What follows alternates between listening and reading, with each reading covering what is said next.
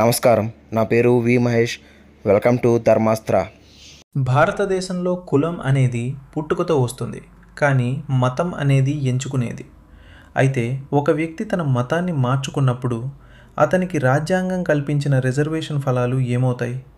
ముఖ్యంగా దళిత సామాజిక వర్గానికి చెందిన వారు క్రైస్తవ లేదా ఇస్లాం మతంలోకి మారితే వారి ఎస్సీ హోదా ఉంటుందా, పోతుందా? దీని వెనుక ఉన్న చట్టపరమైన కారణాలేంటి? Let's explore. దీని గురించి తెలుసుకోవాలంటే మనం 1950కి వెళ్ళాలి.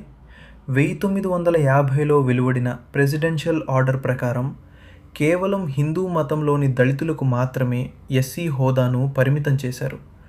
దీనికి గల ప్రధాన కారణం అప్పట్లో అంటరానితనం అనేది కేవలం హిందూ సామాజిక వ్యవస్థలోనే ఉందని భావించడం. అయితే ఇక్కడే చిక్కు మొదలైంది.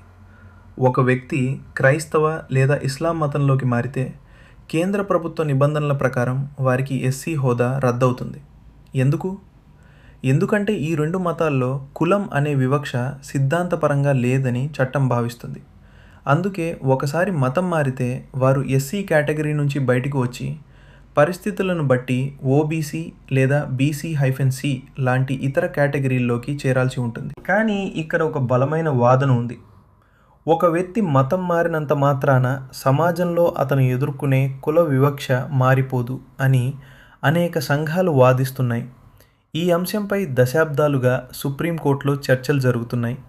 రంగనాథ్ మిశ్రా కమిషన్ వంటివి కూడా మతంతో సంబంధం లేకుండా రిజర్వేషన్లు ఇవ్వాలని సూచించాయి. కానీ కేంద్ర స్థాయిలో ఇంకా ఎటువంటి మార్పు రాలేదు. ప్రాక్టికల్గా చూస్తే ప్రస్తుత కేంద్ర చట్టాల ప్రకారం దళిత వ్యక్తి క్రైస్తవ లేదా ఇస్లాం మతంలోకి మారితే ఎస్సీ బెనిఫిట్స్ కోల్పోతారు. అయితే రాష్ట్రాల వారీగా నిబంధనల్లో కొన్ని వెసులుబాట్లు ఉండవచ్చు. కానీ కేంద్ర ప్రభుత్వ ఉద్యోగాలు, విద్యాలయాల్లో మాత్రం ఈ నిబంధన చాలా కఠినంగా ఉంది. భవిష్యత్తులో కోర్టు తీర్పులు ఈ సమీకరణాలను మార్చవచ్చా అనేది వేచి చూడాలి. ఈ విషయంపై మీ అభిప్రాయం ఏంటి? మతం మారినా రిజర్వేషన్ ఉండాలా? కామెంట్ సెక్షన్లో తెలియజేయండి.